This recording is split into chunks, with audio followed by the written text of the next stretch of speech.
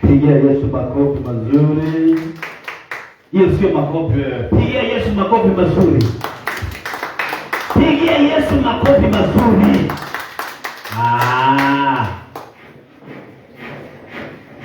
Bwana Yesu asifiwe. Watu wameshikwa na roho ya Christmas.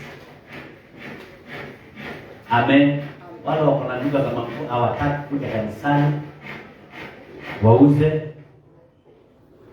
Haleluya.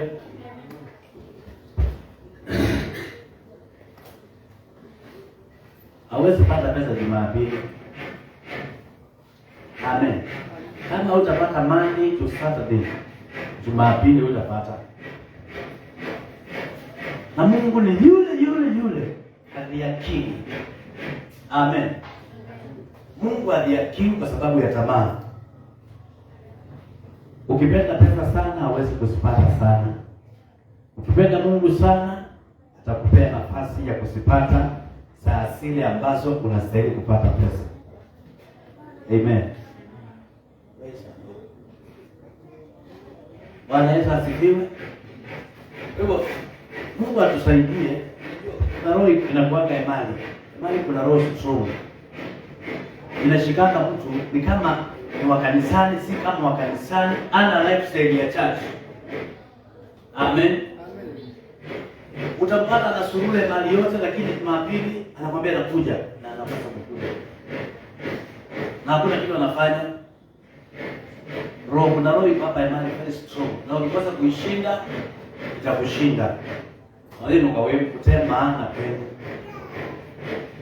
It is good to be ni vizuri kuongozwa na Mungu kwa shughuli za maisha yako ili uweze kushinda.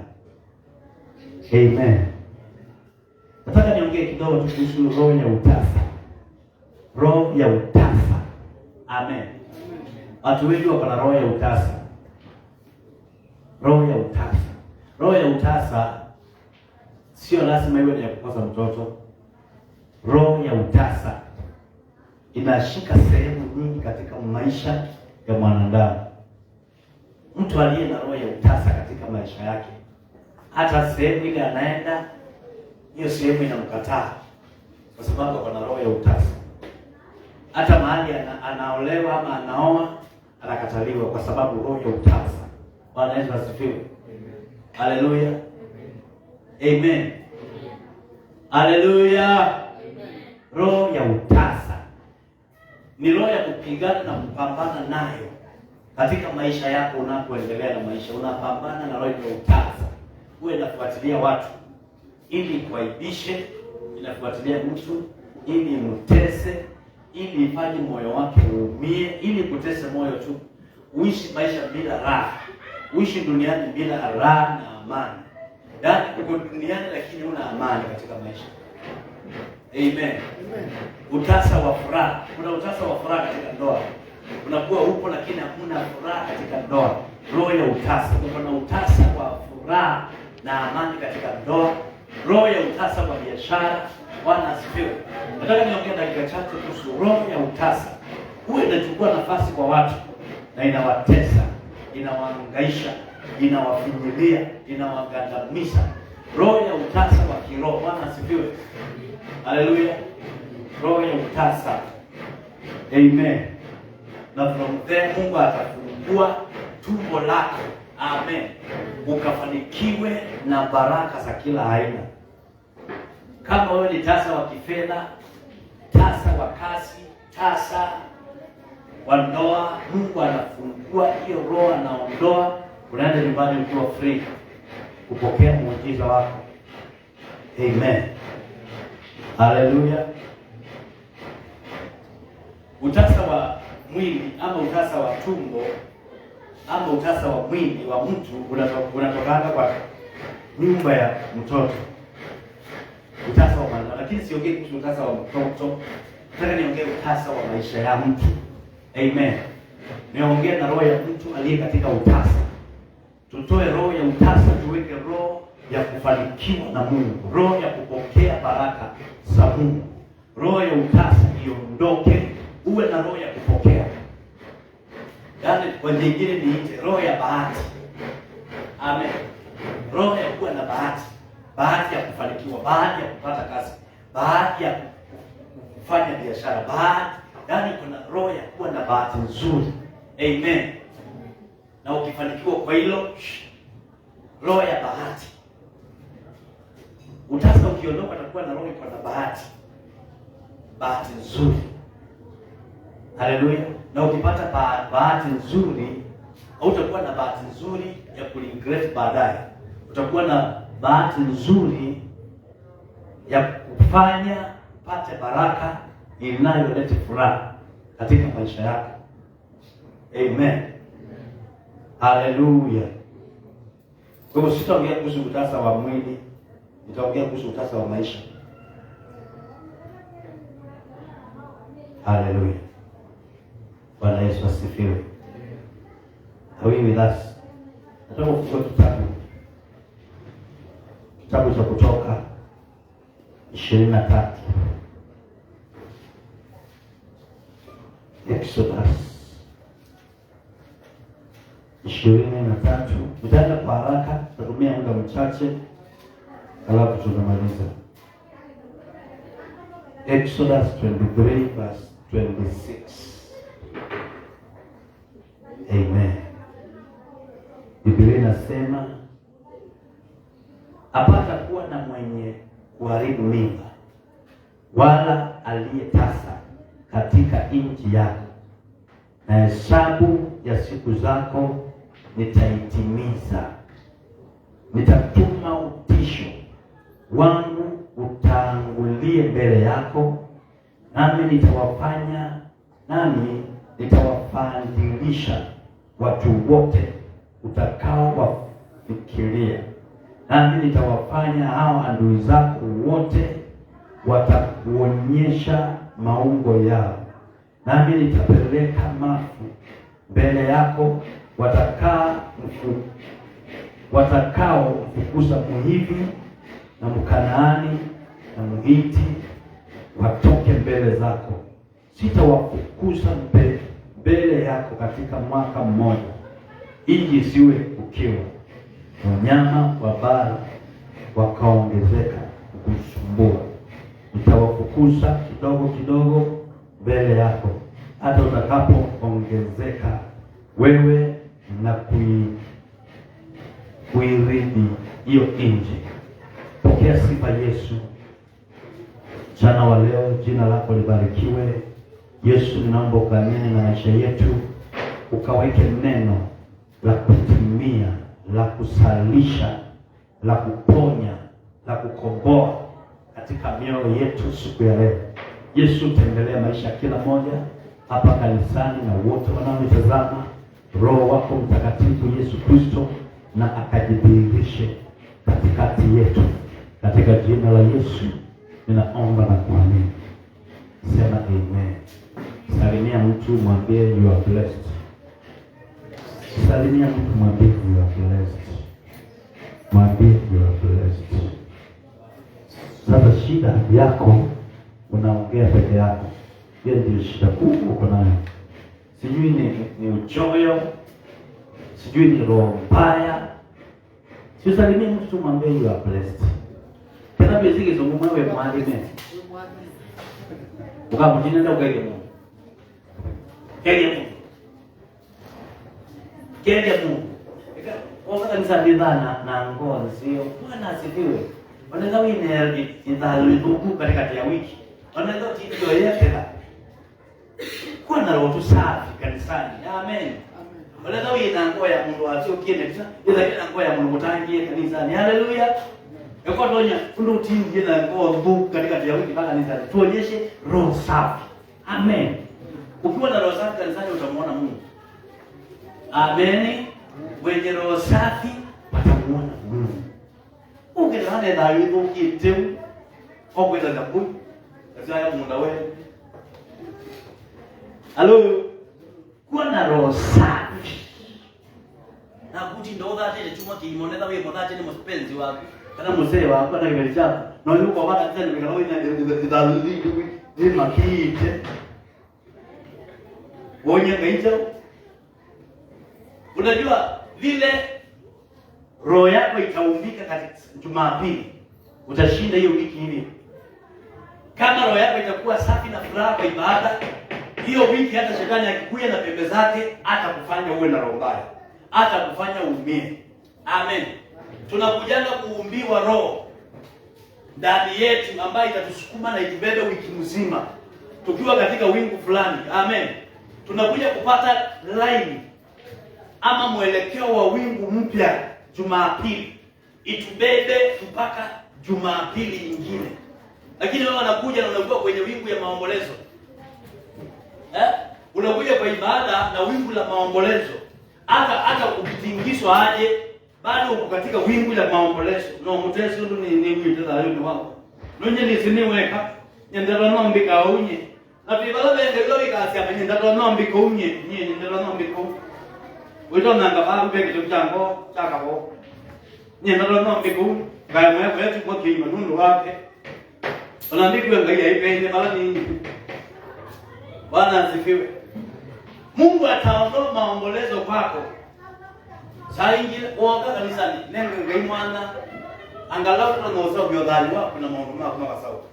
Lakini wao wana ngoela yumingi na yao kidayo ba. Ana kumana na kile kiapo.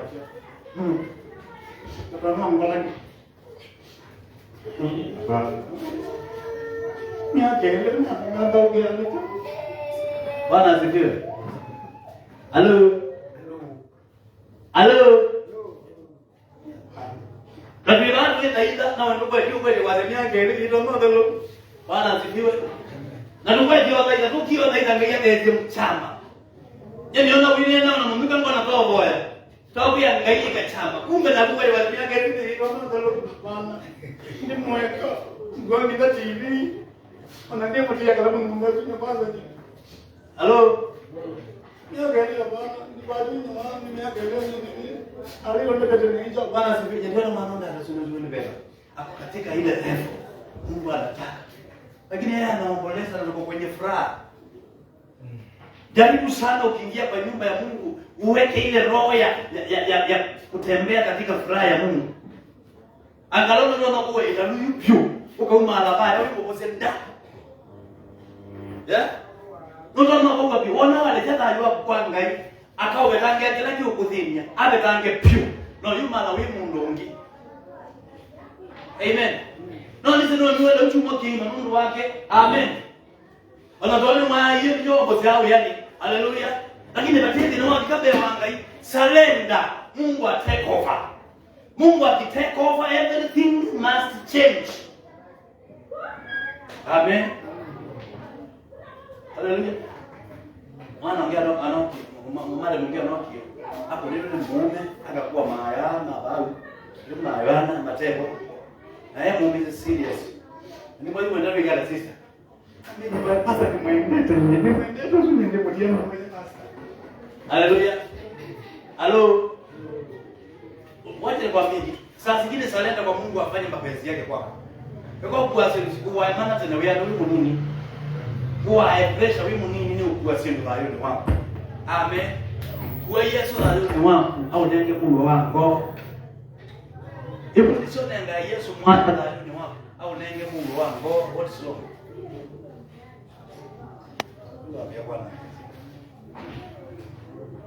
Bwana Yesu asifiwe. Haleluya. Basi wakati mwingine Mungu huongea ili mawazo ya mtu ibadilike. Nibina kubelwa mpango wa Mungu wena wote. Lakini mwino nena akabeta mpango wa Mungu akaja mpango wake. Kienda Mungu kuone nesa maisha ni mwake. Bwana Yesu asifiwe. Haleluya. Apata kuwa na mwenye kuharibu mimba. Hayo Mungu. Hakuna mtu mimba yake itaharibika. Nimesema siongee kuhusu mimba ya mwili ya mwanadamu. Bwana Yesu asifiwe. Naongea mimba ya kiroho. Hakuna mtu mimba itaharibika. Na hakutakuwa na utasa kwetu katika nchi yetu, katika maisha yetu ya uokovu. Hakutakuwa na roho ya utasa na hakutakuwa na mtu mwenye mimba kuharibika. Amen. Hallelujah. What is the meaning of this? Watu wengi wamebeba mimba ambayo hawazai. Wamebeba mimba ambayo hawatawahi zaa. Watu wengi wamebeba mimba kabisa, unapata akona mimba ya kutenda mazuri. Akona mimba, akona akona mipango nzuri amepanga kufanya, lakini hana uwezo wa kuifanya, hana nguvu ya kuifanya. Unapata kabisa na mpango wa kufanya mambo, lakini hana nguvu ya kufanya. Biblia inasema kitabu cha Isaya, watoto wako tayari kuzaliwa, lakini hakuna nguvu ya kuwazaa.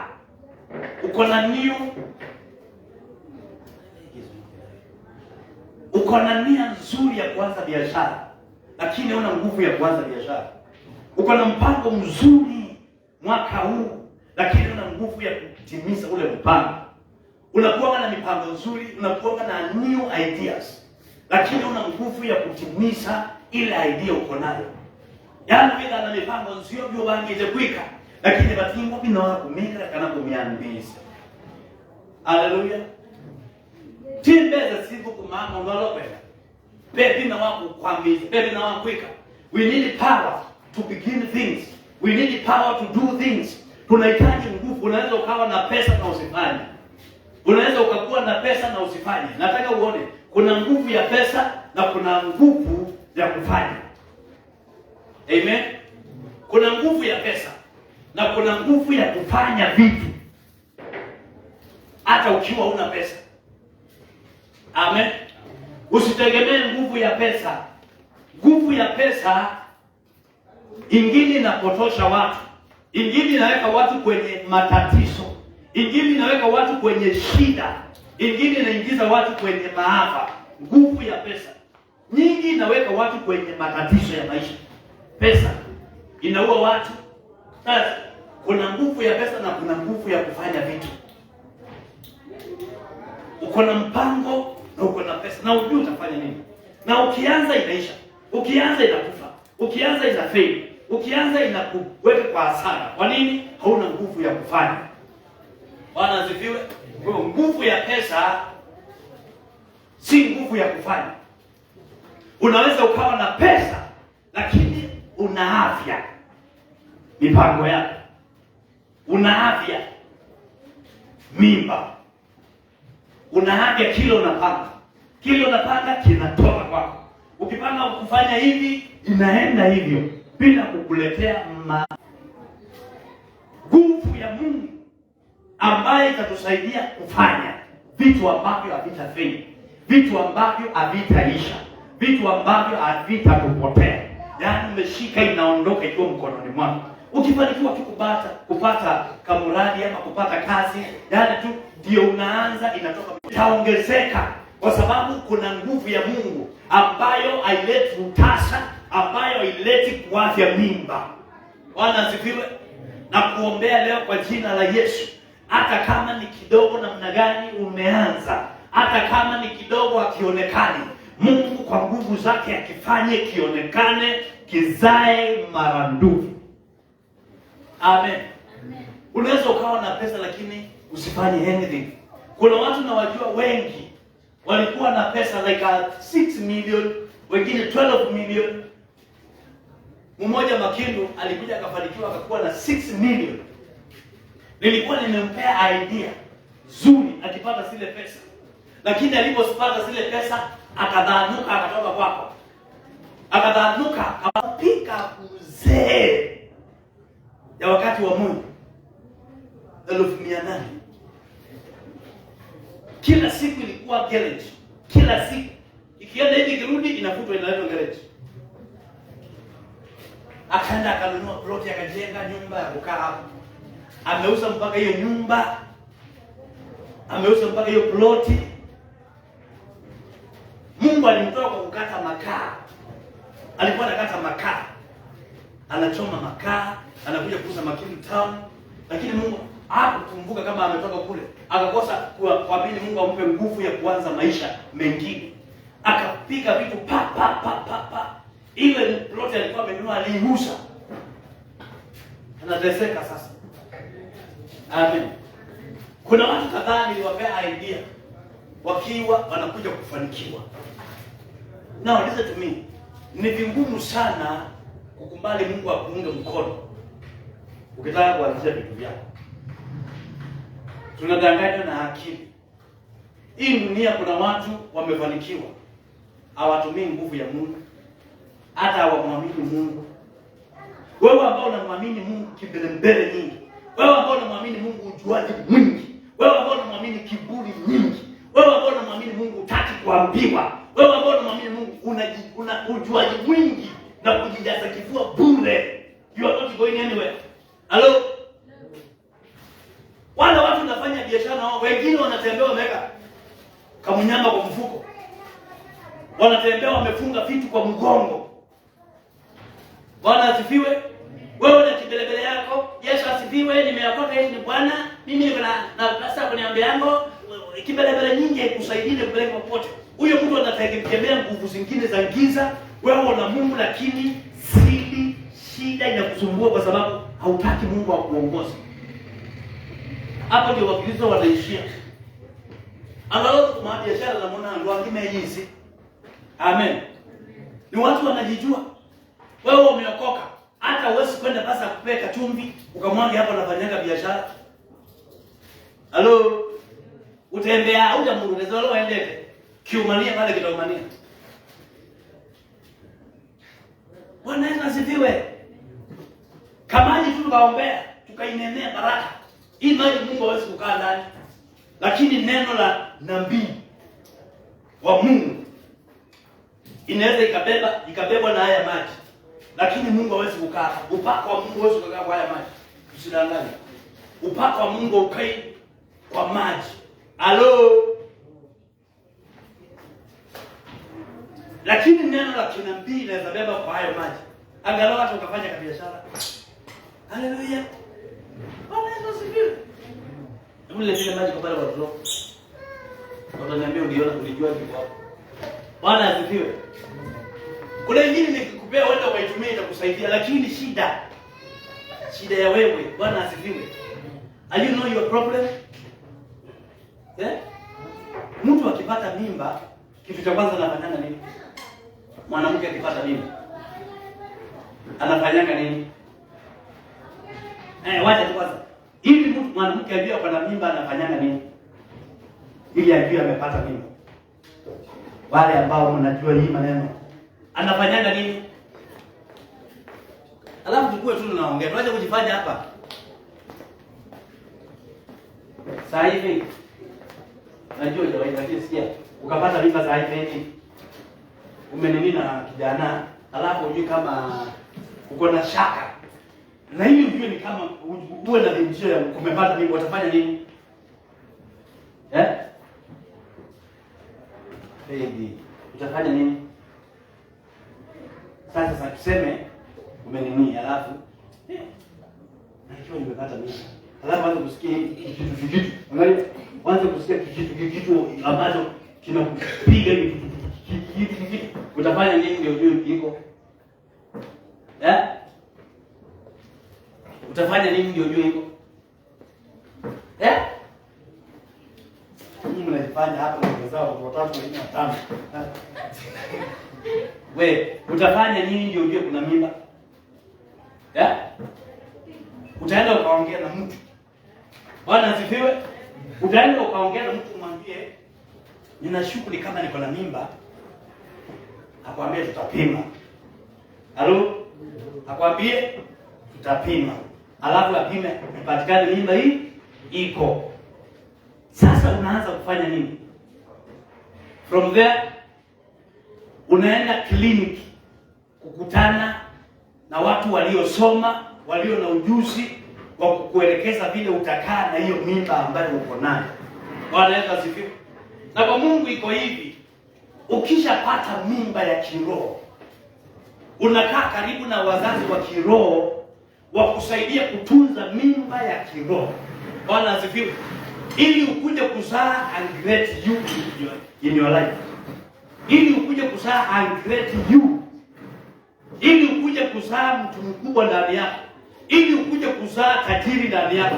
Ili ukuje kuzaa biashara kubwa ndani yako. Ili ukuje kuzaa mambo makubwa ndani yako. Lazima ukae katika malazi za kiroho, mafundisho ya kiroho. Kwa mzazi wa kiroho, ufuate njia za maongozo ya kiroho, ili mimba uliyoipata isiwahi toka, isiwahi haribika. Bwana asifiwe. Lakini ndio kama naangalia kwa biashara na mambo kuitia modhea, ukakina modhea, ukaona niwe bongo wa biashara ya kukuvuka. Ukatesa akakula kama na tulufili, ukatesa kitunguu kimda na twili, angi maidoze neti tatu, uidoze kamwi. No ile uyo uyi kile ndio ndio mwiye. Wipo ni basa. Basa ndio ndo ndilikana. No yenga hiyo mungu nende kimwe. Na alado tumia wipo mete 10. Wale basi listen to me. Ili mimba uliyoipata kiroho isitoke, lazima ufuate muongozo wa kiroho. Kwa Mungu kunaweza kukazaliwa watu wakubwa. Wala wakwiye nduga Mungu ngeno. Wala wakwiye nduga muthiwe mali nowe. Wala wakwiye nduga muthiwe munene makuwele no.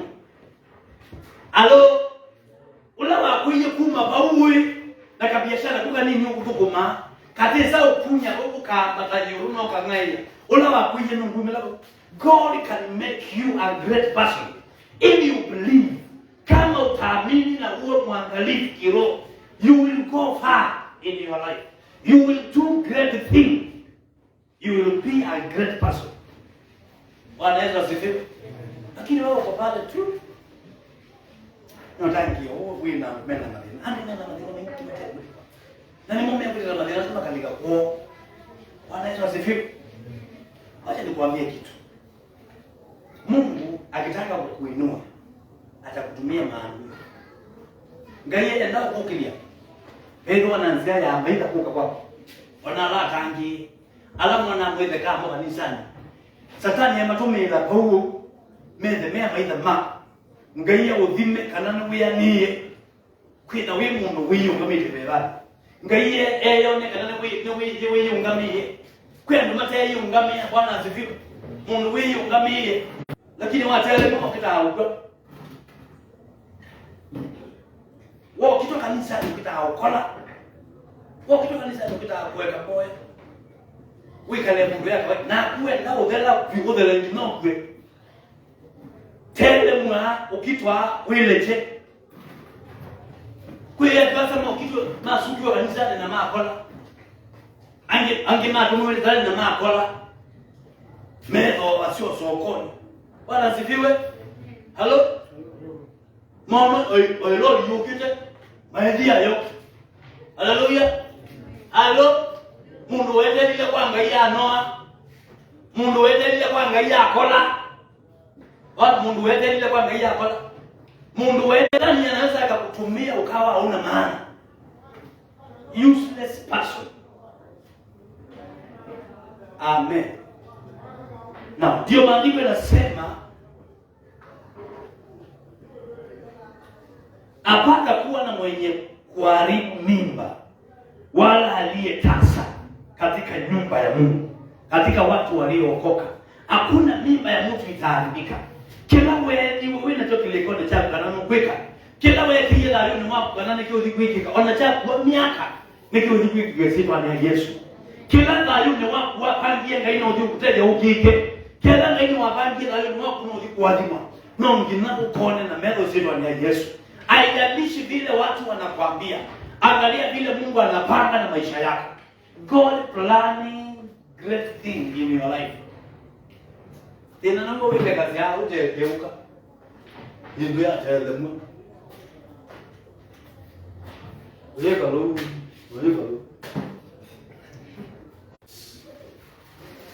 Of God in your life. Utarelax. You will never cry again. Hautalia mwaka unaokuja. Ni mwaka wa kupumzika. Haleluya. Kupumzika kulia, kupumzika kilio, kupumzika mateso, kupumzika mahangaiko. Ni mwaka Mungu atafanya mtu relax na enjoy matunda. Haleluya. Haijalishi maisha imekuwa imekupeleka aje, Mungu akiwa upande wako atafanya njia zake maisha iende vizuri. Mwaka huu kitesema ni Yesu pe andoba ngayo kamali ma. Tukeliwa na ndio tano tano tuka kanisani. Ando makwa mwanini ngai. Ando mwakigo me responsibility kila. Meo diukida me tegemeo ndi no ministry. Tegemeo ni ministry. Kusupport ministry. Hallelujah. Kika ninyi na ni umwe. Hallelujah. Kila ninyi wanelele ni umwe. Katu wasta katu hallelujah. Ando mwakigo me responsibility ajao. Diponsible. Ndio yani ndio tutegemea ni ministry. Na ndio tukiza me active ndino wa ministry, kusupport ministry. Wewe tuenda kuwa speaker, kaza pasa ningu nyangiliana. Hallelujah. Betu mundu ndege banga hiyo kitu twadima. Wewe unyangilia na mazaa hii au nyatao su. Ngai yadina neza ni boye sitwa ni Yesu. Kindu kike onote priscilless maisha mema. Hakutakuwa na kuavya mimba. Hakuna mipango ya mtu ikaharibiwa na mchawi. Hakuna mipango ya mtu itakosa kutimia. Kila mpango ulio nao Mungu atausukuma utimie. Oneni wawisi za kuika maondo manene atanambia na utomi. Bina mbeza za kwambisha. Ngai akasukuma kaambishe isitwa ni Yesu. Onandwina na kwambisha. Onandwina na kupata mbeza za kwambisha. Mungu atafungua njia yake na wewe utaanza kwa uwezo wa Mungu. Utaanza na utafanikisha mipango yako. I tell you, no stagnating in life. Hello. Nataka uhesabu miaka ambao umeishi kutoka shule, kutoka Bushago ukasema naenda town na uweke kwa mwaka huu wa 2025 na kuishia hapa. Alafu 2026 uweke huo mwaka uangalie. I tell you, alama keda na ukusi utelemia. Ukusi kumanzere. Kutakuwa na ushule inatoka hewa. Testimony. Yaani ukishuhudia hivi mtu anasema hapana. You will never kitadala. Au pangangana katika maisha. Ndio hiyo ngangana. Onero izula ile lai mudi kwa mpenzi, mudi kutwapa. Haleluya. Onero izula ile isiye tena uzeni na mbe. Mudi kwa maana nanga hivi kasiama. Haleluya. Haleluya. Mwako sunga hiyo yutunenge. Wewe yake ndio kwenda teke na wachona. Amen. Amen. Sasa ni kule sasa nanye ngoya kila ngwenda. Ni utinda nzanda nona kila ngwenda. Ni ngatinda nzanda nono linaweza kuona kila ngwenda. Ni. Haleluya. Kuzi mbingi sauya. Lakini kila ngoya kwenda. Haleluya. Ngai edu kulinikana. Ona kumwana ndweke yakana nunga hiyo akwadima. Ngai akakomanya na mundu ro nakuda na change maisha mako. Amen. Mundu ro tona kama nakela ya kwikambia ku change. Kuka komana na kesi kwa ni Yesu. Onetwa kuiza kuingia let God do the way, let God make a way to meet the person who will be the to me. Amen. Nasema Mungu aishie milele akakukutanishe na mtu atakayefanya uitwe wewe, atakayefanya maisha yako usimame na Mungu aonekane kwa maisha yako. Amen. Wewe langa hiyo. Wewe langa hii ade kama wati ni mambe abalugwe. Ni boya ngai ukakomana nake mwako ona ndui kia kana nue. Kindu kikeke cha upele nyawanda. Nake mwako si ukinte. Kise story la ikidwe ni neno emani. Anything you become, anything you do, anything you lay your hands, I tell you, God is going to manifest it physically. Hello? The story, the things, you are going to go to be another person. Amen. Hello? When you what they can do. Mwana season yangalia dika. Yesu ni unena. Uko nene sana mwambie wa mausio kwikika. Wewe kwa mwambie wa mume wa kulo kwa nalo kufaite. Wewe kwili wana mani telemendua. Wewe kwili wana mani kisio kiteleme.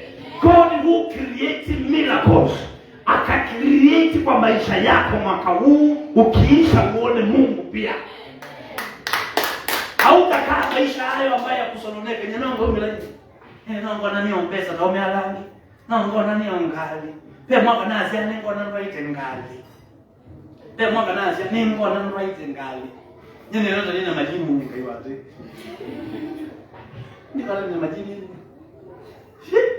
Hello. You don't understand what I'm saying. Hello. I tell you, Mungu atakuwa anafanya vitu unakaa umepona. Utapepea. Kimando wao tunasema kama ya kuukia. Anabeba mabasa hima ngia. Bwana asifiwe. Leo ongea na yeye hapa songi. Mwanzo na mone na Land Cruiser. Anenda kanisa kaka no kama bati. Hello. Ni bali kwa nje mali. Mimi sina kanisa. Tuko na makanisa mengi lakini mimi sina kanisa. Hello. Baya mali kingo kanisa. Kitao tembea baba. Ngao wote kanisa ni yako. Amen. Kwa sababu sina kanisa. Siwezi kuwa na kanisa kwa watu watano mimi. Kwa sababu sina kanisa. Mimi sina kanisa. Ndio wapi? Ndio na badala hivi. Mungu ndio mzee za kwa maana ndio wapi? Sasa mimi niweze kisongo. Nitakuja kuwakaribisha kwa Cathedral ya 3 million city. 3 million sita. Sadaka itakuwa inachukuliwa na mashine tunapitia kwa viti hivi. Maana watu hawataweza kuchukua hiyo sadaka. Inapitia hapo unaweka inapita inazunguka kwa viti inazunguka. Kanisa mimi sina kanisa mimi. Amen. Niko na ministry lakini sina kanisa. Hello. Hao mabasa wanaona wanawafungulia kanisa. Mimi sina kanisa. Lakini soon utapanda gari ukuje kwa kanisa. Ile mimi sasa itakuwa ni yangu. Iko na basi 200. Basi 200. Sasa kuendea watu kaunti zote. Wale wanataka kushiriki ibada ya Jumapili, Friday basi zitakuwa kwa maeneo yao. Watu watakuwa wanaingia Saturday kwa sababu hakutakuwa na nafasi ya parking, nafasi. Watu watakuwa wanaingia mapema. Na kuna kiwanja ya ndege kwa hiyo land ya hiyo church. Big one. Great church. Hello. Hiyo ndio inakuwa center ya manifestation wali mingi. Kama ministry ni udhihirisho wa nguvu za Mungu duniani, atakuja kujidhihirisha duniani. Amen. Sasa sina church. Sina maskini ile mapasa wako nayo. Utakuja kushangaa. Haleluya. Mimba ninayo. miezi ya kuzaa haijafika. Haleluya, haleluya. Our God is on a... Mungu wetu huwa anafanya, ana control maisha yetu. Hakuna mahali utawahi kwamba kwa jina la Yesu. Na adui akijaribu kuinuka akukwamishe, Mungu atampiga, utapata ushindi wa maisha.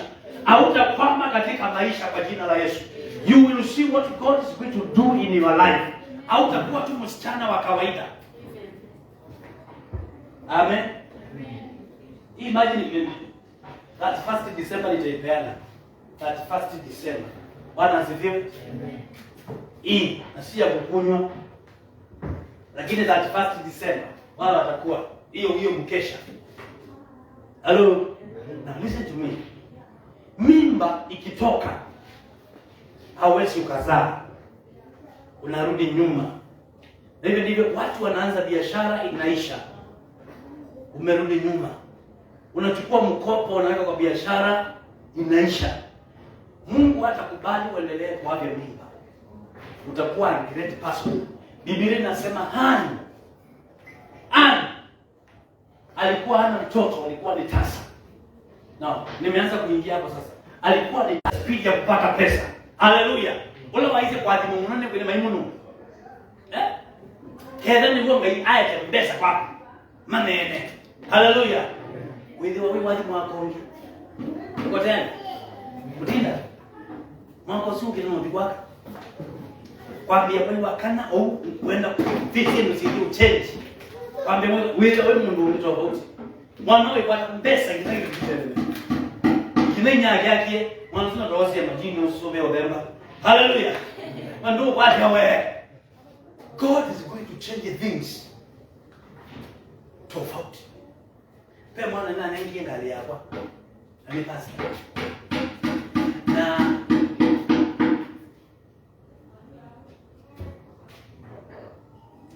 ndine na huo. Amen. Ningo lebe deminaga. Kauni mimi ningo. No, what I'm saying. Ana alikuwa ni tasa. Na alikaa na kuhani wa Mungu. Alikuwa ameolewa na kuhani, wanakaa wanalala na yeye, lakini hajawahi pata mtoto. Haleluya. Lakini wakati mmoja ukafika. Wakati ulifika, ule kuhani alikuwa kama rafiki wa Hana. Ndambi rafiki wa Hana kana mume wa Hana. Ambiye kuhani wa Hana. Mbona niona wewe tawe mumile. Tie beba wangaino ombusoite. Na amwe kumo mundi enda na ngai. Acha niongee Kiswahili. Enda na Mungu akajibu haja ya moyo wako. Anena yule maisha mahana. Amnena Hana. Na mimi leo nakuongea. Ukitoka kwa hii nyumba, ukakutana na kile kitakayoifanya uwe na pesa. Ukamanena kile kikatuma wewe na pesa. Isifa ni ya Yesu. Ukatula ni ukakongana na kile kikatuma wewe na pesa. Yaani ukakongana na kile kikatuma wewe na pesa. Ndoni ya. Ukitoka kwa hii nyumba kwa jina la Yesu, ninakuombea na ninakutabiria. Ukakutana na kile kitafanya maisha yako ibadilike. Ukakutana na kitu maisha yako ipate mwelekeo mwingine mpya. Yaani kutana na kile kitafanya uwe na pesa. Unadhani mzungu, unadhani mwindi, unadhani Msomali, kila kikatuma wewe kampesa, kutana nacho ukitoka hapa. Au kaendea njia ambayo umekuwa ukiendea mateso. Au kaendea njia ambayo umekuwa ukiendea ya kuhangaika. Mungu atafanya miujiza yake. Ukitoka hapa utaenda kukutana na Mungu. Wewe uko mananangai mwene utakutana na Mungu mwenyewe. Haleluya. Utakutana na Mungu mwenyewe. Afanye mambo ibadilike. Utakutana na Mungu mwenyewe. Afanye mambo ishike mkondo mwingine. Najua umeteseka miaka nyingi, miaka nyingi. You try the best. Many years. But you will see the easily God come to your life. Nada. Nada wewe. Wewe nada. You will see the easily God come to your life. Kwani mlizima yangu zikuru. You see God, you will see easily God coming to your life. Kwa dada. Hivi kizee Kiswahili hicho na Kizungu. Unajua dada? Wanahangaika ukiwaketa la hayo mama. You will see God easily coming to your life. Hello? Kiswahili. You will see God easily lifting your life. You will see God easily blessing your life. Easily. Wana asifiwe, Wewe kuona ngai kwa mituki kwa rahisi aipindwa maisha mako. Bwana asifiwe. Utamuona Mungu kwa rahisi sana akikuinua, akikubariki, akifanya mabadiliko. Na usibadilike. Usimwache Mungu. Halo. Usibadilike. Unaenda kupewa kile moyo wako unatamani. Usibadilike. Hata mmalio kwa limoneza. Na utia ngai. Baba ndio ndio kwa dimwa. Anasa. Baba vile tudaduna. Bana sifiwe. Maeneo ni mbesa. Nani nzebe ya ngiyoka. Watumia na ngai yebela na nzebesu. Wewe nai.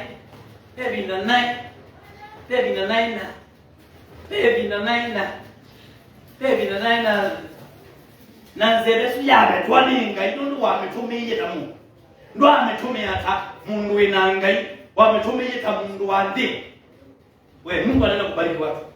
I tell you, mimi nimesikia kwa masikio yangu Mungu akiniambia, nitaenda kubadilisha maisha ya watu kanisani hapa. Wale ambao ni waaminifu, wale ambao wanatii sauti ya Mungu, wale ambao wanaobey the pastor, wale ambao wako hapo seriously. Mungu anaenda kubadilisha maisha yao. Easily. Alafu wimbo ambaye Mungu ameniambia. Alafu nikauliza Mungu maswali. Sasa Mungu itakuwa aje? Mungu ananiambia that is not your work.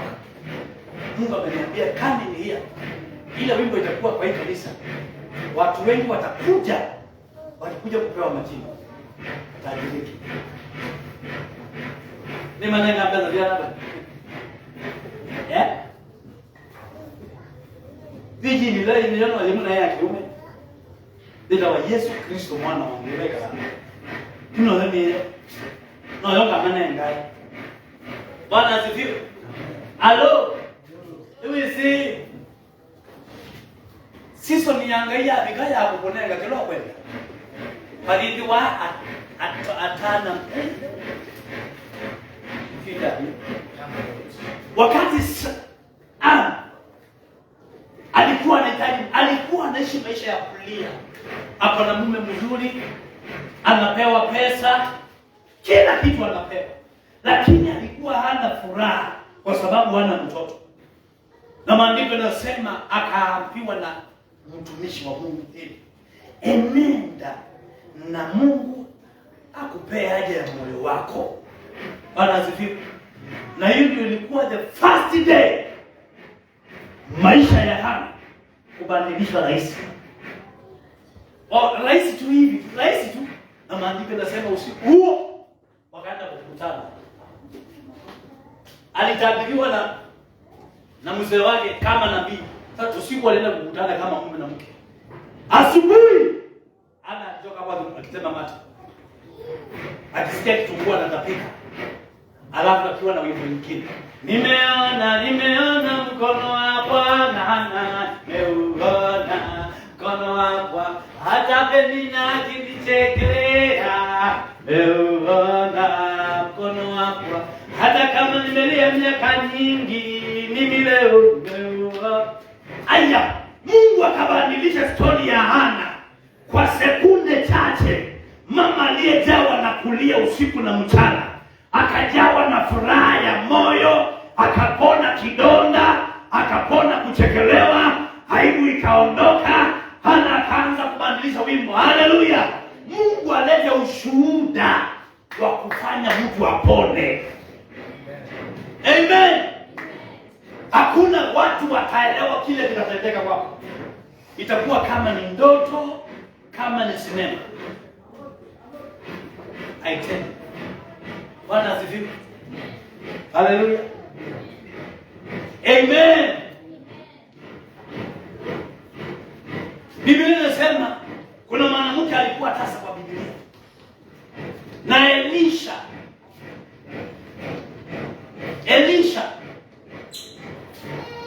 wa Elia. Bwana Yesu asifiwe. To go there. First King. Nataka kumaliza tu saa hii. I want to finish. Nataka nikuombee leo. Hey, you will see the great God work. You will see. Hey. Oh my goodness. It is your time.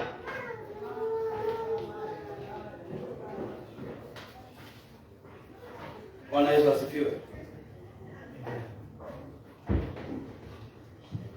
Amen.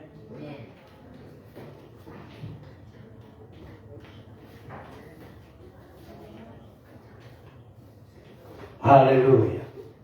Now listen to me.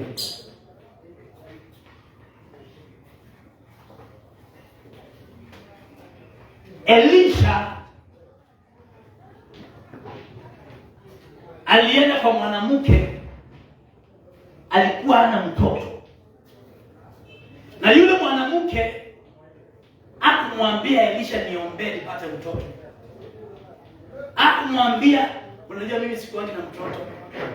Yule mwanamke alianza kumtumikia Mungu wa Elisha. Akaanza kumpea chakula, akamjengea kanyumba, na alikuwa hana mtoto. Bwana Yesu asifiwe. Na wakiwa pale na Gehazi, Elisha akamwambia Gehazi, hebu niende uniulizie mwanamke. Maana masaa ya kutoka hapa imefika. Ya kukaa hapa kwake. Hebu muulize tumfanyie nini? Tumfanyie nini? Haleluya. Kuna vitu ya kufanyiwa na watumishi wa Mungu. Kuna vitu za kufanyiwa na watumishi wa Mungu. Haleluya. Kuna masaa ya vitu ya kufanyiwa vitu.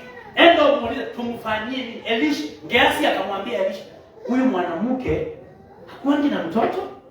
Mimi naona hiyo ndio kitu anaweza hata kukwambia tu. Akamwambia enda akamwambia akuje. Bwana Yesu asifiwe. Mwanamke akakuja kwa Elisha. Yeye hakumwambia Elisha niombee. Yeye alitaka tu atumikie Mungu wa Elisha. Alitumikia watumishi wengi wakamdanganya. Maandiko yanasema akaenda akakuja kwa Elisha. Elisha akamwambia, mwaka ujao siku kama ya leo utakuwa unanyonyesha. Akamwambia, na usinidanganye mtumishi wa Mungu. Kwa nini alimwambia usinidanganye? Alidanganywa na manabii wengi wa uongo. Akawapea ng'ombe wakamdanganya. Akawapea mbuzi wakamdanganya. Akawapea pesa wakamdanganya. Hakuwahi pata mtoto. Sasa Elisha akamwambia, mwaka ujao utakuwa na mtoto. Akamwambia, na usinidanganye mtu wa Mungu. Akamwambia, mwaka ujao utanyonyesha. Haleluya. Na maandiko yanasema mwaka huo siku kama hiyo mwanamke akapata mtoto. Nataka niongee na maisha ya mtu amekaa kwa utasa. Hujawahi pata pesa ya kujifanyia kitu. Hujawahi pata pesa ya kufanya mipango yako itimie. Hujawahi pata pesa ya kuanzisha miradi ambayo uko nayo nzuri. Mungu atadhihirisha uwezo wa nguvu zake kwako na utapata pesa uanzishe hiyo miradi yako ambayo imesimama. Hiyo miradi itatumisha. Haleluya. Hiyo miradi. Unajua hivi na Mungu anakujanga wewe. Mungu anakujanga kama mwizi.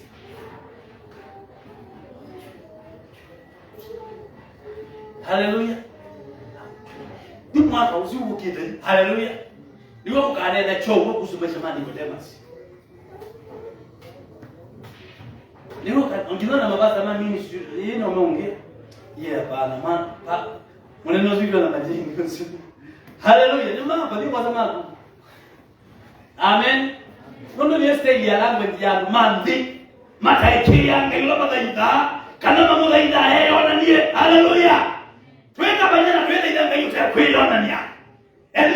Elia anaingia ngaiwe yona nasia. Ona nyakudesya mwaki. Wabibia kidembe okina kiuo. Haleluya. Daniel anaingia ngaiwe nasya onu mailea onu mate kuikia eyo na nyanga ini nambo ya tumia kanyo ya leo moya mesha kishenga kabenego mana yenga iwe yona nasya mechwa di imani di yane ya mwaki na mataa kio na usui wo ona mataa nyunga siuki ya mwaki Nikodemasi ele ila ngaiwe yona nasya isitwa ya Yesu. Alo Nyinyize ngana nina mjaba songembia mtume na kumbe yona naye Akwenda basi pale maji ya Yesu bi. Alo haja can you imagine pasa rombe nionyeshe mahali ngenda mtume wapi nionyeshe tu kama utaniacha hapo mlango na uende umeanza kutoa mawazo ya Mungu ndani yako, ukaanza kuona watu wafanikiwe, watu wakifanikiwa lazima waende mahali. Hello? You don't understand this. The time of God when it comes, things change. Kuna mwanaume alikaa kwa kisima birika miaka 38 akingojea siku ya kuponywa kwake. Watu wengine walikuja wakapona wakaenda. Yeye alikaa pale akingojea siku apone. Hajawahi pata mtu wa kumsaidia kuingia kwa maji. Yesu mwenyewe alikuja. Bwana Yesu asifiwe. Yesu mwenyewe alikuja kwa ile birika. Huyu mtu amekaa miaka 38 akingojea mtu amsaidie, amshike mkono aingie kwa birika. Maana alikuwa mgonjwa sana. Angekuwa moyo juu. Wewe Bwana Bwana asifiwe. Hangia. Hello. It was 2019. Hangia. Nena yoro maisha. Ngayola watu ikitese andu wapi. Biblia sefu na ngona kacheni bando. Bona kabindu kayoka kacheni kayoka kameleka kabindu. Kwa kacheni kayoka kabindu akamelia. Bona kacheni ongita kwa kabindu akamelia. Kacheni okayoka kaka pesa kabindu emelia. Yani kabindu note mbea kwako mithana yote. Twende lonja kabindu zino ya Yesu. Kacheni okato kwako. Ni kuyati kabindu lo melasia maeneo kwako. Kabindu lo melasia kile kiende kwako. Kabindu lo wiki ya ina uoina. Kabindu akima. Elio melone cheni zito ya Yesu. Cheni Yesu no kuliomelea kabindu. Kebindu wa woi, kebindu wa onobi, kebindu wa utakeunya, kebindu wa manena kukwama na kukakolea kwende, kebindu wa mananga. Mimi nimewecheni sifa na Yesu. Bwana asifiwe. Yana nyendi dande tele maana ndiko lone ngo. Ndiko na wane left. Ndiko na wane ngo. Yesu akibela. Bwana asifiwe. Kila nisinye neno na wangu wa kwa Pai Mungu kaobetanga. Mudena wangu iwa kwati mwali kapati Mungu kaobetanga. Amen. Hallelujah. Mwanamke alinyonyesha mtoto na alikuwa ni tasa. Akanyonyesha mtoto na maisha yake ikabadilika. Roho ya utasa ni ya kudhoofisha vitu katika maisha ya watu. Roho ya utasa ni ya kurudisha watu nyuma. Roho ya utasa ni ya kupasa maisha ya watu. Roho ya utasa ya kukataliwa. Leo Mungu ataondoa roho ya utasa kwa sababu ya tano. Number 1. Utasa wa mwili unakaa kwenye tumbo la uzazi. Haleluya. Utasa wa mwili unakaa kwenye tumbo la uzazi. Number 2. Utasa wa kimbali. Utasa wa kimbali, yani kutokumbalika hata mazingira yanakukataa. Utasa wa kimbali. Utasa wa kimbali, yani haukubaliki hata mahali unaenda. Chochote unafanya mahali unaenda haukubaliki, unakataliwa. Utasa wa kimbali unakuwa kwa watu. Unakuwa una utasa wa kimbali, kukumbalika, kuitikilika. Bwana asifiwe. Bala wapi witikila wa yambe na yake uyambe wa kulewa o wachungwane Mungu akwitikila yambe na yake na karatu ayambe ya kulea Nundu ina utasa wa kimbali, utasa wa kimbali katika maisha yako.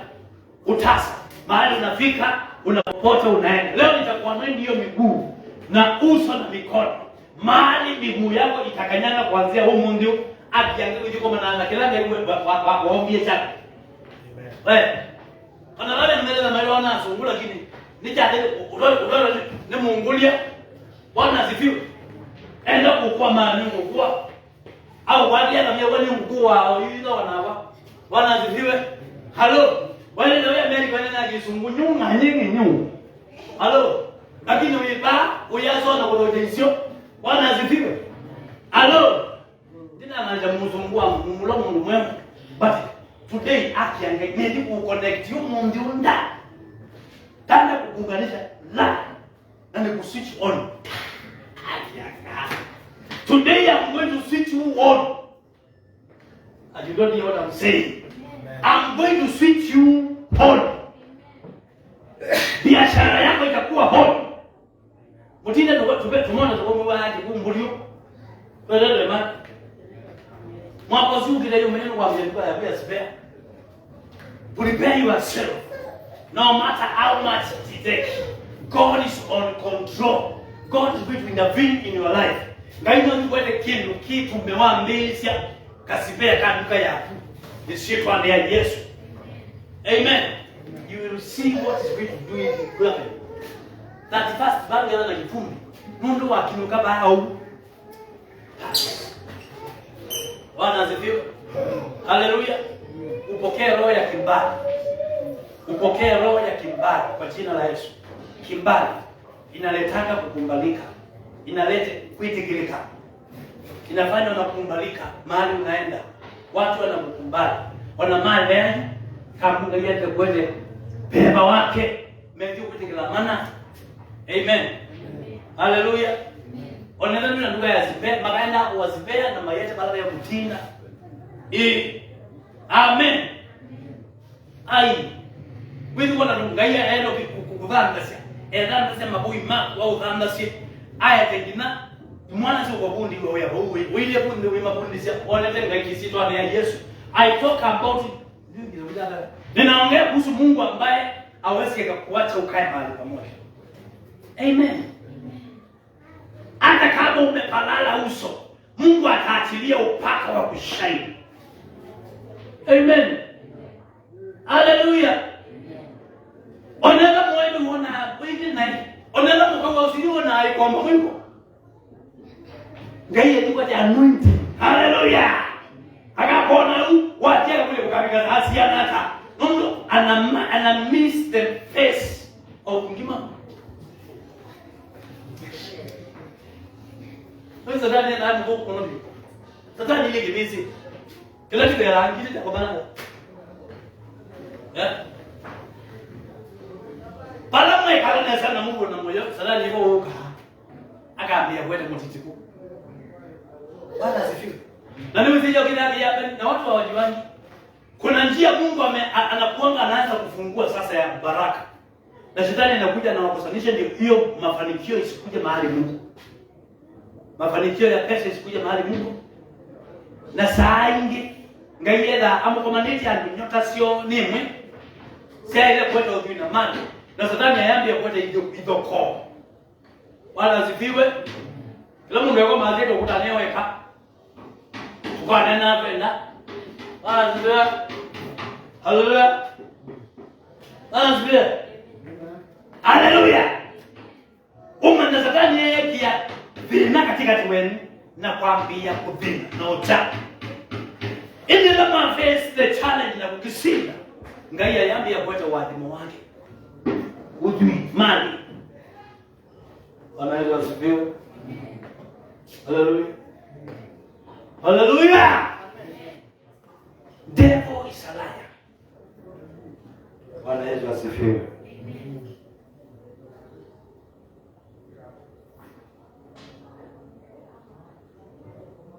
Verse 3. Utasa wa biashara. Haleluya. Utasa wa biashara. Kuna vitu unauza na wateja wanakosekana kabisa kuja kununua hizo vitu unauza. wateja wanakosana kabisa, maana uko na roho ya utasa kwa biashara. Roho ya utasa iko kwa biashara. Wakati wewe kata la karibu kita geliswa mahali na ndio tumia nikata la karibu kita munduka wewe kile kana mdomo imekataa kai imekubali kukai yenyewe kata la karibu kwa bingo ni mungu tumatia lakini wao maana kata la karibu kita maana sisi maana unaiti jinga ngapi tu kiambia wale ngapi tu kata la karibu ai mwenye kama ni kwenda yake hapo anwala matembea na ngebe mwe la mungu anwala matembea na ngebe hiyo ndani da rinzio kwa angi matumu wako ni kwa loloa kwa kute kwa kuimbua kwa angi kutena kuimbua ni boye sidwa ni Yesu palo kaenda hapo kwenye biashara kupenda hapo hiyo tuko na mudana kukaua mbua ya customer mbua ya kila ukwenda kukaua mbua with your winner kukizungumza yani utakufanikiwa maana izitwa na Yesu. Amen. Utasa wa biashara. Nitaenda kuombea hizi vitu zote nikivunja roho ya utasa na nikikuunganisha na roho ya kupata mimba na kuzaa. Amen. Number 4. Utasa wa kazi.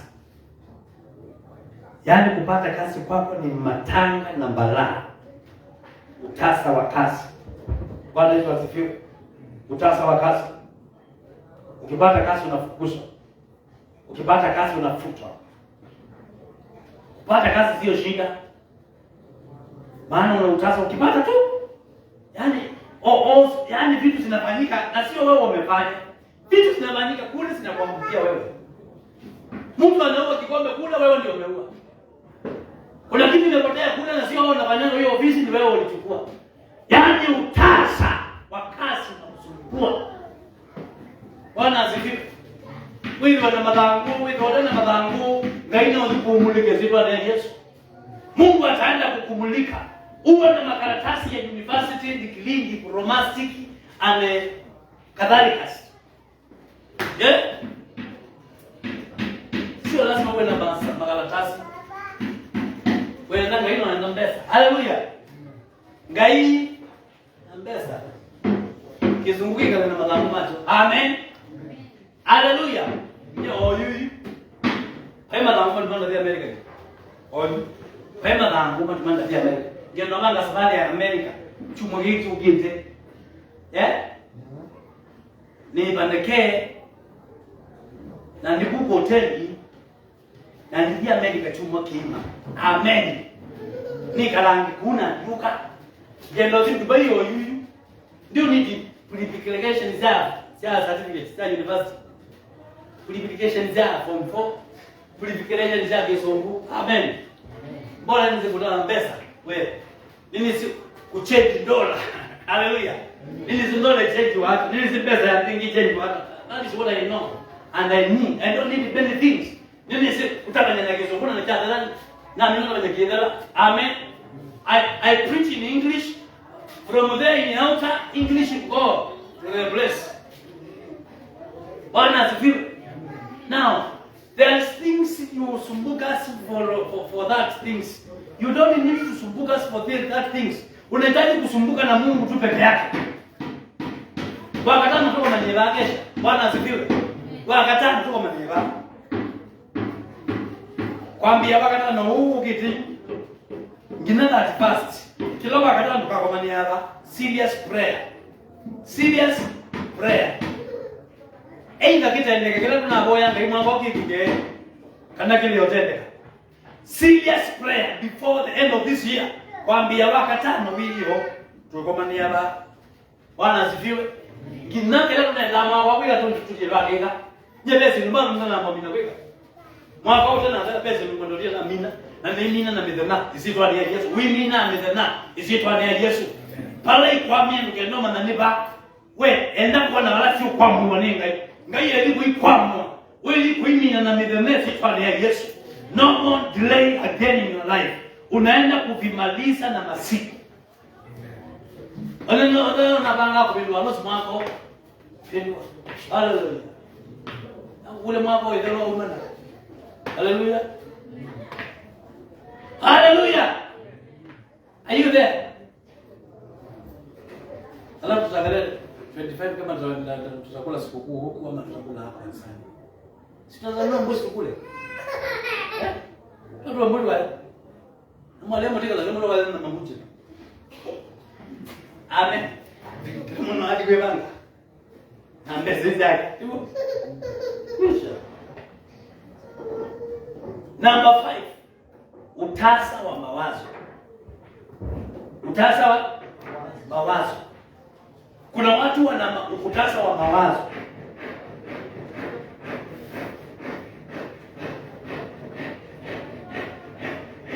Hawezi kuwaza wazo la kukusaidia. Hawezi kubuni wazo la kukusaidia. Hawezi kubuni ama kuanzisha ama kupanga ama kuwaza kitu ambacho unaweza kukusaidia. Unaweza kuisilia kitu bila kutenda. Unaweza kusahau kuisilia kusaubia, kana unaweza kusaubia kitu bila kutenda maisha mambo. Unafikiriaga negative things. Negative ni ile na ile. Mungu kimwelewa. Ila mnadhima kama yeye Mungu kimwelewa sana hivi. Positive. Na negative. Vile wewe. Kuna satani hapo. Amen. Bwana Yesu asifiwe sana. Mungu utesilia kwika kimu ategemea akili za lwangi. Mwaka huu uliwa na ngalia tunalia. Hautategemea akili ya watu wengine kufanikiwa.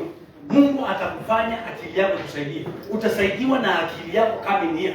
Hautakaa maisha hayo ya kutegemea akili za watu wengine. Mtu ambaye ako na utasa wa akili anategemeanga kusaidiwa na akili za watu wengine. Anaulizanga vile ataweza kufanya kwa akili za watu wengine. Ana mawazo ama ana akili ambayo inaweza ikamsaidia. The coming here, you will think like him. Potolea makini. Amen. Bwana Yesu asifiwe. Utasa wa akili. Mtu aliye na utasa wa akili ana maamuzi. Anashindana kufanya maamuzi. Mtu aliye na utasa wa akili anafanyanga maamuzi yasiyoweza kumsaidia. Anafanyanga maamuzi ambayo haiwezi kumsaidia hata kidogo. Mtu tasa wa akili anafikirianga vitu ambavyo haviwezi kumsaidia.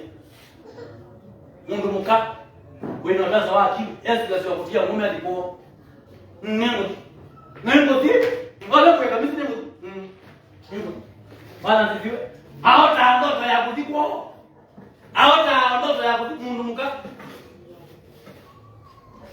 wina utasa wa akili bana ndiwe Mungu wina utasa wa akili utasa wakati Mungu atakupea the right person utasa wa akili unakuja.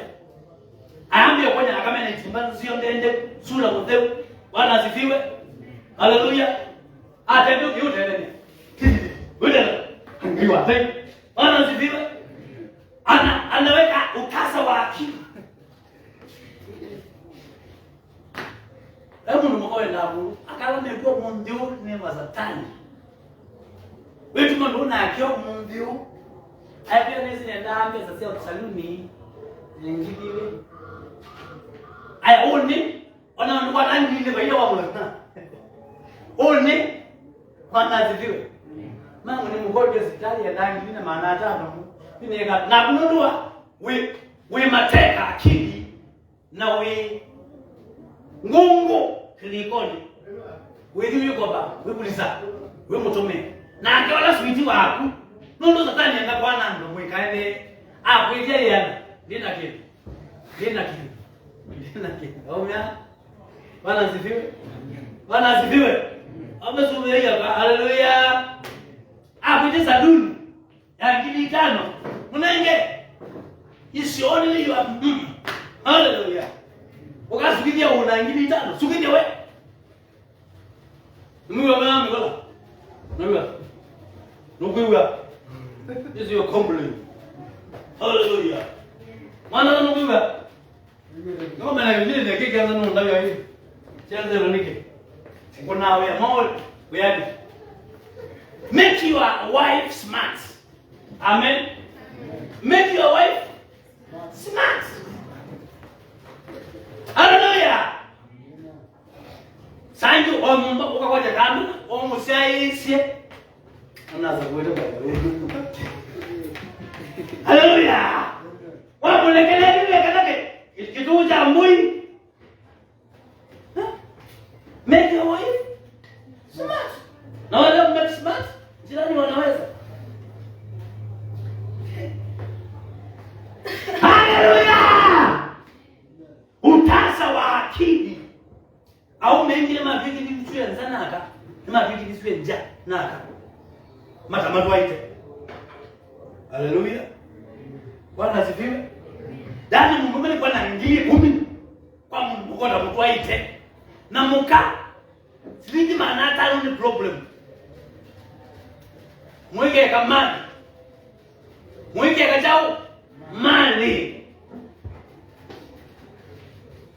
Lakini akili iko na utasa. Mawazo ni tasa. Hallelujah.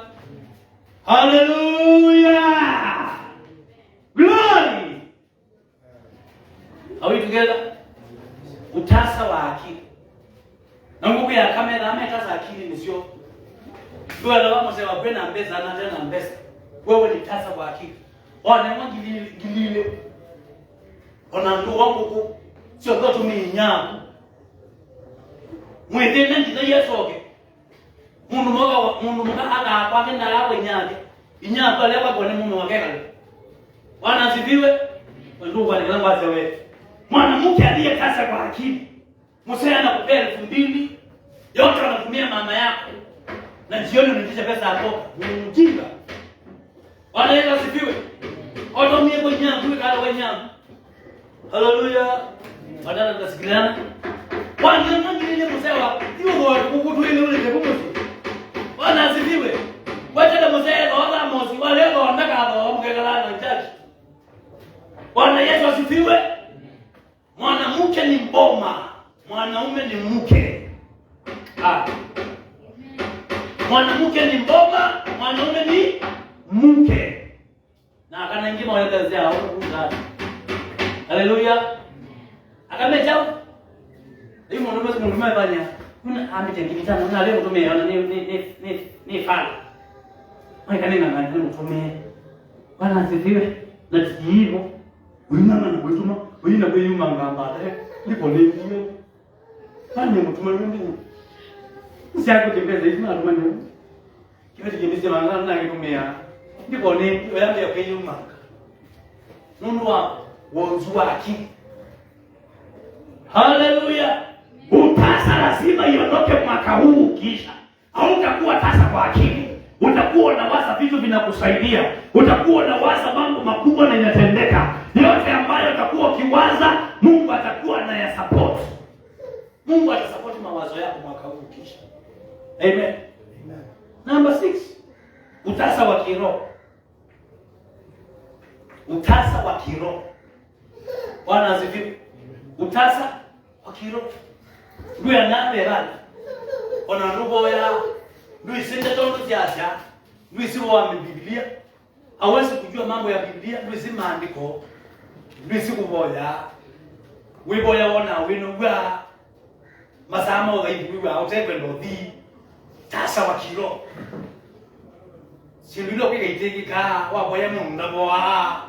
Ukiombea mtu apone, ukiombea mtu afanikiwe, ndani kuna utasa wa kiroho. Utasa wa kiroho. Bwana asifiwe. Utasa wa kiroho. Bwana asifiwe. Watu waliotasa kiroho, mambo ya Mungu hawapendi sana. Wasoma Biblia wajuma na ndoso mambo ya wasoma wajuma. Ndio wasomie Biblia wewe kawe. Tasa wa kiroho. Mtu akomai kiroho. Wasomie Biblia wewe kende. Wewe siwezi kusoma Biblia kwa yako. Hiyo wasomie Biblia ni. Wajuma wapitie. Tasa wa kiroho, akili yake inakuanga imejaa mambo ya dunia. Kama ni mstari nani atanipeleka sitaki weekend hii nipate chance nipeleke out. Malike sikati nikita harudia. Bwana asifiwe. Kubawe out. Haleluya. Abe vile mateso mprotesa au mno. Amen. Bwana asifiwe. Sasa wakutaka kuchukua pesa mahali na iko. Udike kile kitu babu. Naambia kwa namna mwani inanyesha.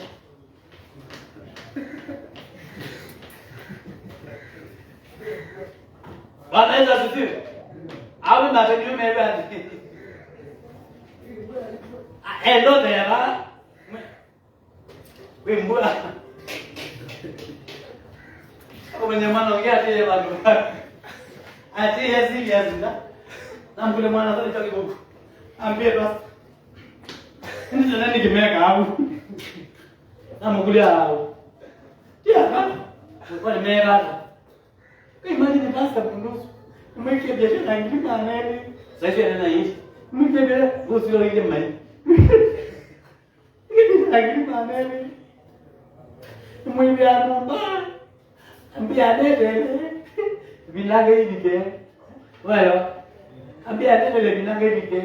Ngombe nini ba? No, ndio mundu ngombe. Amona kuna janja. Bwana asifiwe. But is my friend from many years. And I got sultan.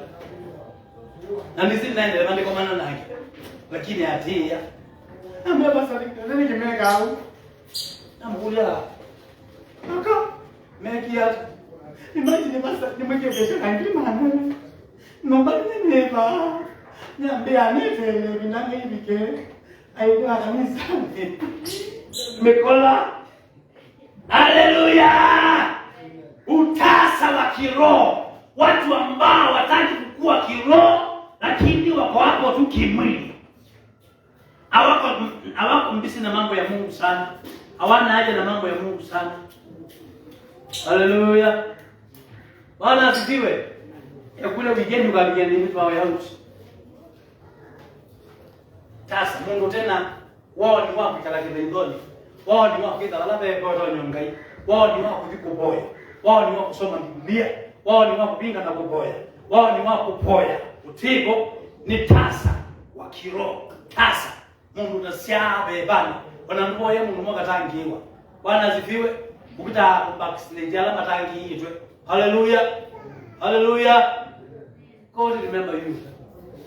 Amen. Hallelujah. Yeah? Are we together? Verse 7. Utasa wa ndoa. Utasa wa ndoa. Kuna utasa wa ndoa. Watu wameoana lakini hakuna matunda ya ndoa.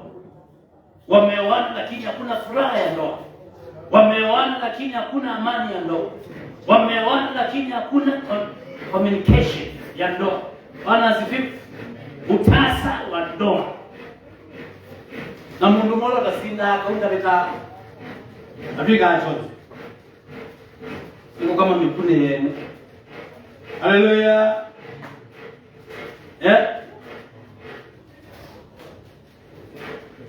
Ndoa ambayo haifanyi kitu kasi. Ndoa ambayo haina mazuri. Ndoa ambayo ni kiwete. Ndoa ambayo haina amani. Tume na moyo wa unaona. Bwana asifiwe. Haleluya. Mungu anamuombea kwa moyo na haleluya. Utasa wa ndoa. Amen. Are we together, brothers and sisters? Utasa wa ndoa. Kila mtu ako mazuri kivyake. Alafu ndio mwingie bulele neno katika wewe. Ukawa mimi ukatumemo. Utasa wa utasa wa ndoa. Dunia mkogo. Maita mengi simu ni alone na mona akala manza lakini dunia mkogo mwingi. Dunia mwendo au alone na mkogo mwana na ingi lakini dunia mwendo simu kama mwana hali. Kiwete. Bwana asifiwe. Hello. Au mwana mimi kuboya na ingi pia mimi kuboya simu. Lakini ndo chatisha mwame kwa mwe hi babe. How was your day, darling? Hallelujah. Ndio bwana andumadu anyema maimosa maka mosa kaluba manon. Maimosa ikimba yindala. Maimosa mali kalula makabukie. Akamenya mundu manga ai lona na mu TV. Ambia basa ate TV is close. Mega mumia ndio no. Basa is close basa. Kama ndikibuwa bora. Anu matwala na make. Naitwa na maombo. Utasa wa ndoa. Bwana Yesu asifiwe. Amen. Jitihada zenu zote ni za kufanya vitu ambazo wasimufu. Musi wangu wale mataiwa na bayerambu ko bayera anything. Nundu benda beba utasa ndino kwa. Why? Because I will respect God. When you respect God and give God chances,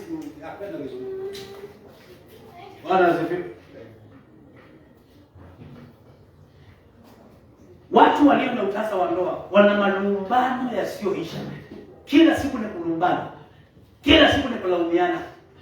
Wekie, uwe mwana hii. Wekie, wanakuwa wamemego yangu wasema na kwa nini ukisema. Kwa nini ngibu wangu wana hii? Sisi mazola, sisi. Hello. Wewe wale kulalamika. Muno tengi kitweke toa. Kilia. Lalamiko. Kimediambia kwa zaki. Ndoa iliyo na utasa. Malumbano ya kila siku ni kulaumiana. Dewa za ndoa, dewa ya kanisa, there's meaning.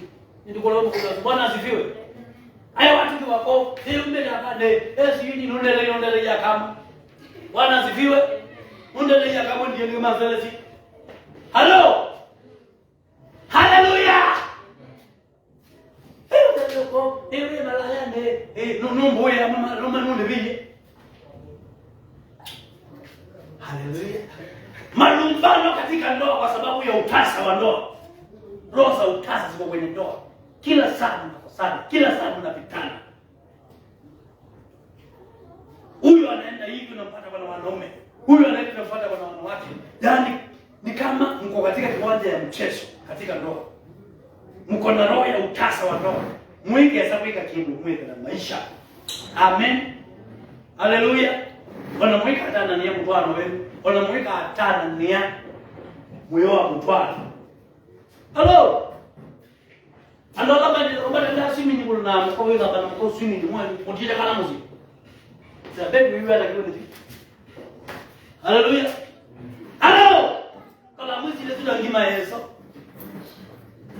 Hallelujah. Na ngaine somo adima. Ila mwana beba utasa mbele wa Bwana. Mundu withi wa kilo mwe angene situlonge. Withi wa mwenda niti difference site. Who ended don't know ended. And man don't maiso banga anything. Maisa ku move on in life. Maisa kwika anything. Mundu ended don't know ended. Mawazo mimi maiso koma na makesi ya kindu kimu kinene kitona bwegeka. Kila mundu asetu nongea asetu. Mwa banga kwa kanumba. O asetu no asetu. Kia ni kwa baba kato. Mwe.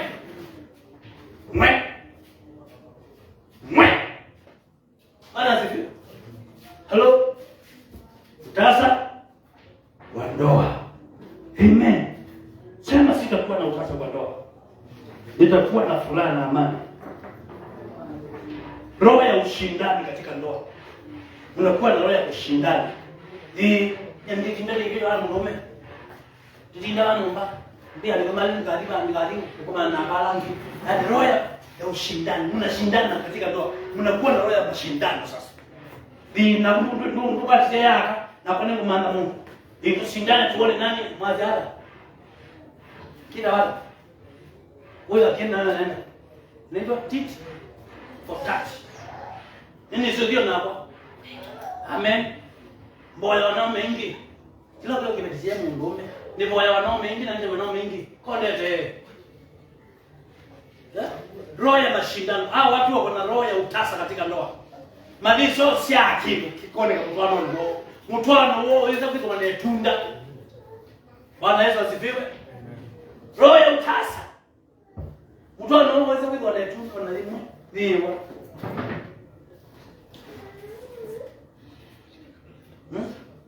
Watu wakiwa na roho ya utasa wanakuwa na matatizo ya tendo la ndoa kwa muda mrefu. Moyo ukagala. Hai, moyo. Bwana asifiwe. Moyo ukagala. Na mtu anje. Bwana asifiwe. Mungu anaangalia kile kile. Upende mboye. Amen. Anachuma kile lolote. Bwana asifiwe. Hello. Kila mmoja. Bwana asifiwe. Ngende so mwadhima. Ila mupika nyambeka nile sio ujinga. Aya mkamina mwe. Udhatio ongi. Akuyaenda akui. Bwana asifiwe. Haleluya. Sio baba hizo na Mungu. Bwana asifiwe. Haleluya. Ngende so mwadhima. Mtu anaona ndo makata na ama ya bimawaninga. Na maiko na mawatu mambo matiape. Bwana Yesu asifiwe. Na hiki sasa kuwa na ngai aliona nyoko. Are we together? Utasa wa kiroho. Utasa wa kiroho. Bwana asifiwe.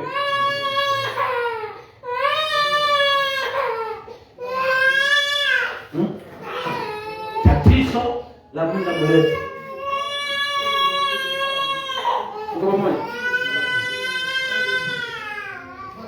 Tendo la ndoa watu wameoana ni upako wa Mungu. It's anointed things. Are we together? Mungu akwata wani time. Ila wa pia Mungu wako. Akwata wani time ona hata makwelita. Akwata wani time sia madena. Na wale kala Mungu amino tangi. Ekala tanga ile kala satani. Kwa hivyo roho ya utasa wa ndoa ipo na imetatiza watu wengi. Wakipanga mipango haiendi. Wakipanga kitu hawakifanyi. Maana wako pamoja. For different ways. Amen.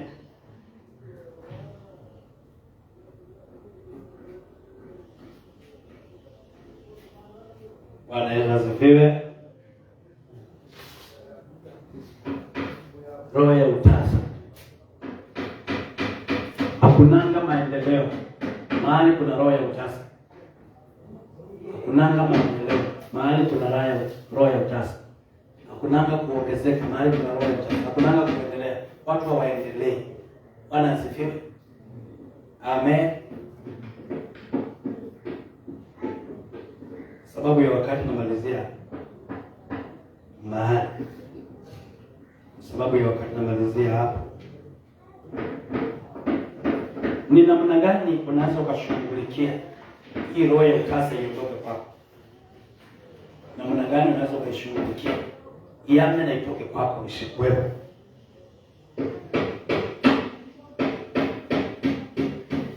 Roho ya utasa imekalia watu wengi sana wanaojiuliza maswali ambayo ina majibu. Amen. Nataka nimalize kwa sababu ya wakati.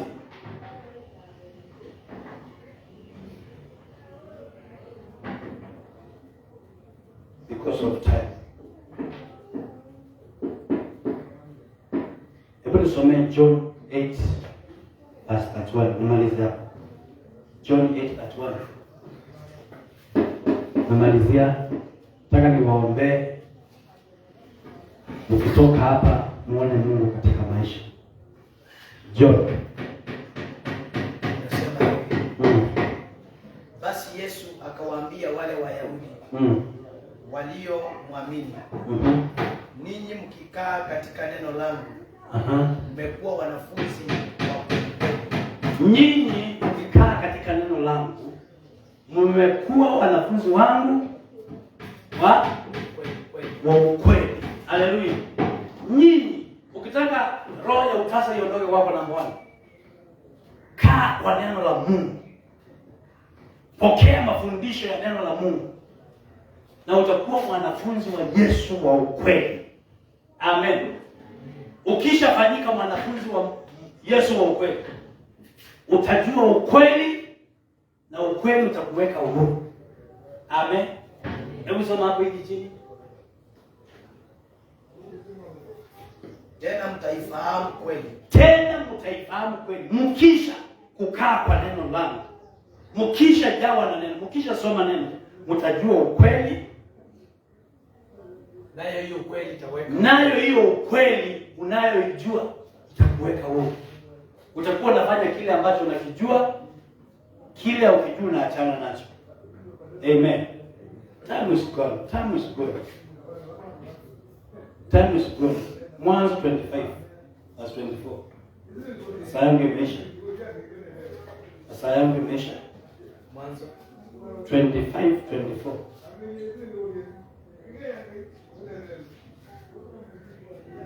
Nasema hivi. Siku zake za kuzaa zilipotimia. Siku zake za kuzaa zilipotimia. Tazama. Mapacha walikuwamo tumboni mwake. Mapacha walikuwepo tumboni mwake. Na huyu naye alikuwa ni tasa pia. Alikuwa na nani? Laeli alikuwa na nani? Laeli alikuwa ameolewa, alikuwa na nani mwenzake? Nani alikuwa tasa?